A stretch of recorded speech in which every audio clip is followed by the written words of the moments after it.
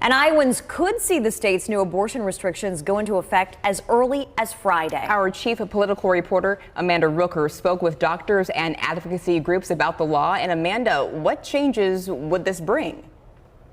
Well, Jody, Laura, the law requires any woman who wants an abortion in Iowa to first get an ultrasound to check that there's no fetal cardiac activities. Doctors say that can be detected as early as 6 weeks of pregnancy before many women know that they're pregnant. And the law could take effect by the end of the week. In terms of where our staff are right now, they're completely heartbroken. We're feeling very blessed and very joyful, and we just can't wait for this law to be enforced. Mixed reaction across the state as Iowans brace for major new abortion restrictions.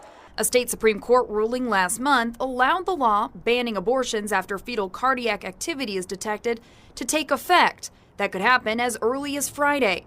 But staff attorney for Planned Parenthood, Peter Ehm, says the court could wait to take action. It's possible that it could issue later on, and that means that the injunction might not be dissolved until later on. With the law looming, advocacy groups are preparing for what it could mean. In terms of what we are anticipating with this ban is that the vast majority of abortions would be banned in Iowa.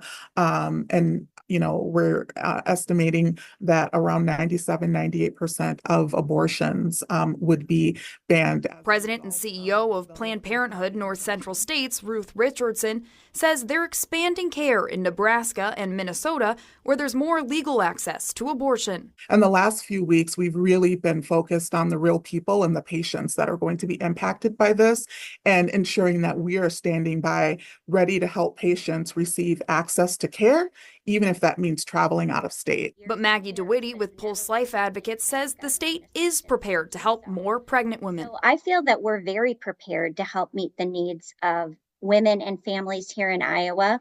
They can get medical services, they can get counseling, they can get assistance with finances. She points to the More Options for Maternal Support, or MOMS Act, which provides state funding to centers that discourage abortion and provide resources to pregnant women. She says there are at least 55 centers ready to meet increased needs. Women will not have to travel far distances to get services that they need and get connected to the community to help them prepare to parent their child or to make an adoption plan if that's the decision they want to go forward with. And important to note there, though some pregnancy resource centers offer health services, they are not licensed medical centers. Also, the law does include exceptions for reported cases of rape and incest, some fetal abnormalities, and to save the life and health of the mother, though there are still questions of what legally qualifies to meet those exceptions. Jody. Amanda, thank you.